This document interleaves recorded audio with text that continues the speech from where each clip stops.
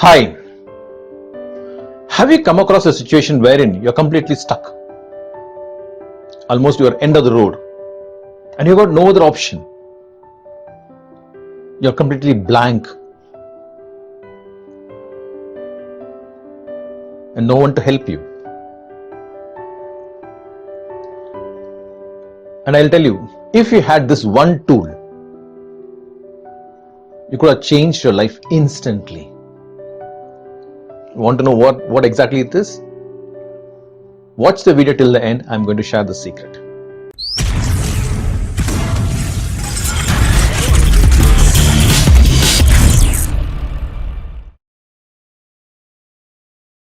Hi. Before going to this topic, I just want to share a small incident which happened last week. In fact, I have shared many tips on sales. So this happened last week, wherein I went to a nearby shop to buy something. I overheard the owner of the shop and another person talking. And the owner of the shop was saying, I'll get back to you later. So he was saying in Malayalam. And I could understand what I mean. I just understood that, okay, he's saying about something, okay, saying that, okay, I'll talk to you later. And after the person left, so I interacted with the owner and asked him, was it insurance? The owner of the shop said, yeah, it's insurance. In fact, this guy was trying to sell me some insurance policies and which I'm not interested. And he added one more thing. He said, selling insurance is very tough. And I don't know why people are trying to do this or trying to sell that. Okay, I laughed at him and asked, can I challenge in less than 2-3 minutes? I can sell the same insurance policy to you. I'm not from any insurance background. I don't sell any insurance, but just want to challenge to show you how easy it's to sell an insurance policy. I asked some questions and within less than 2 minutes, the guy said yes. And I said, I'm not here to sell any insurance because I'm not from any particular company. And he was amazed. And I said, this is the problem with many people. In fact, the person who came and approached you to sell the particular insurance policy is not trained on how to sell. This is just to share how easy it was to sell an insurance policy. Okay, this is not a topic, okay? The topic is something very interesting. The topic is the power of faith. In fact, when I was trying to find out the meaning of what is faith all about, I got this meaning. It says, faith is the assurance of things hoped for, the conviction of things not seen. You're just hoping for, and it's not seen. You don't see it. It's very difficult. Okay, it's very difficult to operate on faith. Another definition says, faith is defined as a belief with strong conviction, firm belief in something for which there may be no tangible proof, complete trust, confidence, or devotion. And also it says, faith is the opposite of doubt. So that's faith. In fact, I always keep saying, if you need to see miracles, you need to work on faith. Faith is a higher level. Faith works only when you work on it. I'll give a simple illustration. Just imagine a person who wants to jump from an aircraft. He has to wear a parachute. Okay, parachute is faith. Just imagine parachute is a faith. Okay, and by just sitting there, it doesn't work. Nothing happens. The parachute will not open. He has to jump out of the aircraft. So faith with action. So when he jumps out of the plane, the parachute opens and he lands. So this is one of the examples where I can say this is how faith works. So many people say, I just have a lot of faith, but they wait for things to happen and they say, then I will move on. No, as you move on, faith works. In fact, I have shared this in one of my videos, but I thought I'll repeat it again because this is one thing or one incident which really frightens me even now. I shared this in my previous video where I said it was in year 2009 where I had a program in another city.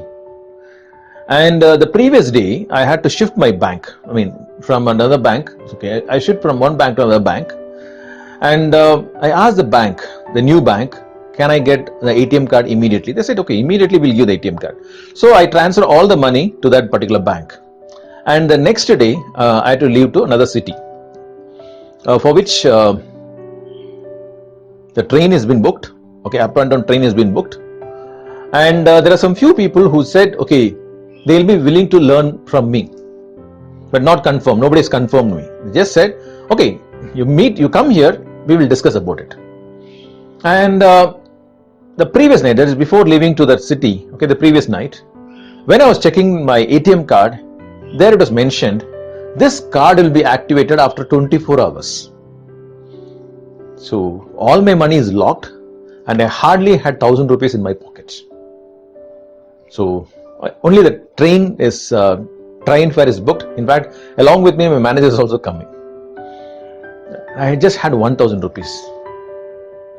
Now I'm just figuring out whether to cancel the program or whether to go. But I had a lot of faith and just said, anyway, the people are going to be there, and so I'm going to charge from them.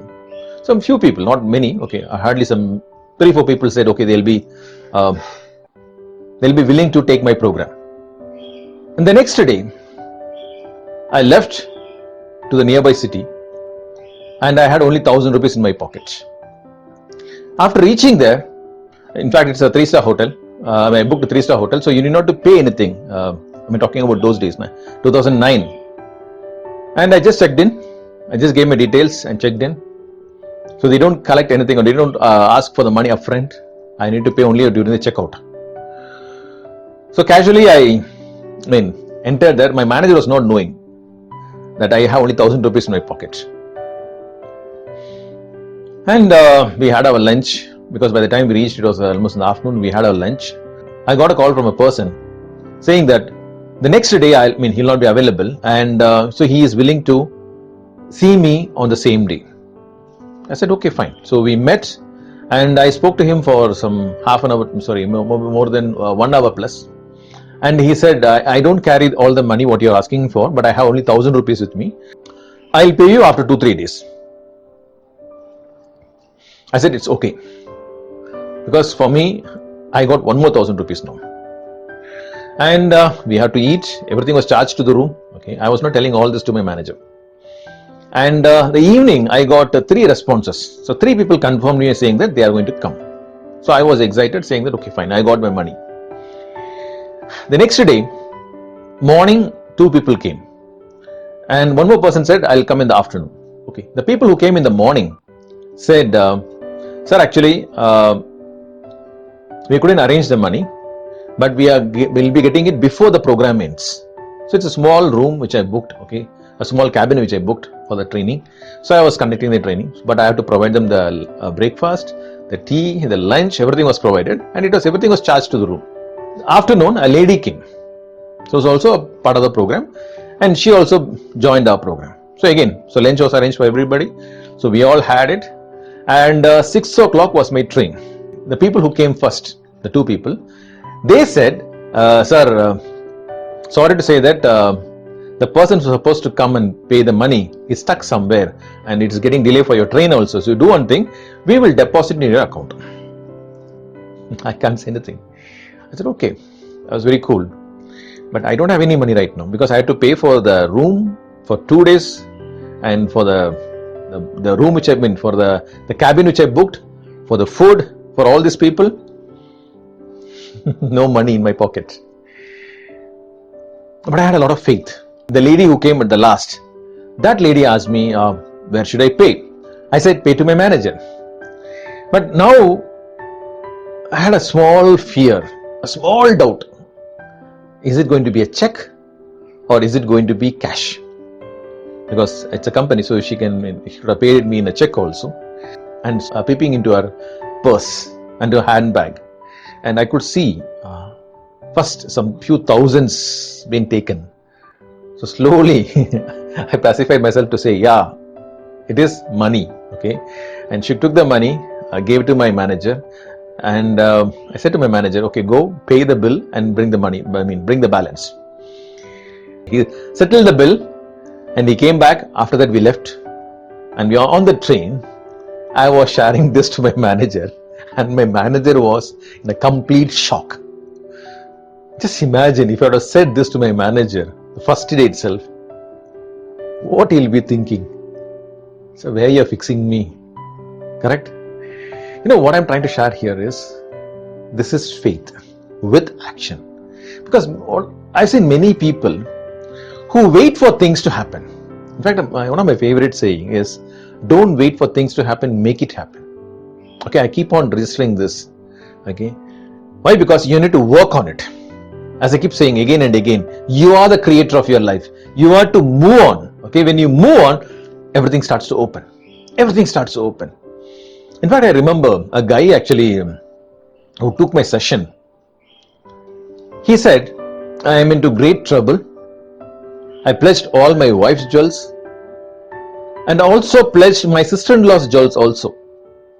And after 3 months, she's going to get married. And my father-in-law passed away, so it's my responsibility to arrange for the marriage. So everything is settled. The boy is fixed. The marriage date is fixed. Everything is fixed. Now I don't have a single penny to take the jewels back. I just said, have faith. Everything will change. It's very difficult to speak that, or very difficult to give an idea like that. But he believed in what I said. Just 3 days before the marriage, he called me and said, I don't know from where I got the money.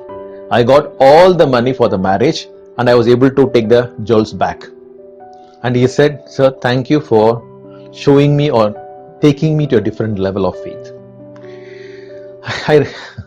I thank that guy also because he believed in what I said.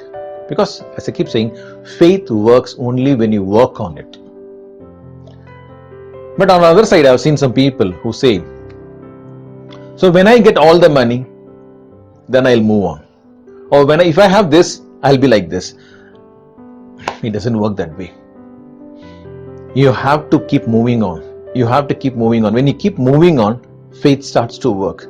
In fact, there's a beautiful saying, belief is a product of the mind, but faith is not. Faith is a product of the spirit. Faith is a product of a spirit. So it's a higher level. As I keep saying, in the hierarchy, first comes spirit, then comes soul, then comes body. So spirit, the first. So faith is on the spiritual area. Okay. So as I keep saying again and again, if you're stuck somewhere and if you feel that, okay, I want to move, I want to go to the next level of my life. If you are interested, as I keep saying, this particular program is completely online. You can be any part of the world. You can reach me out and I'll be there to help you out. Again, please share this video to as many people as you can. Wilfred Stanley signing off from Rapid Mind Power. Bye. Thank you. Have a great day.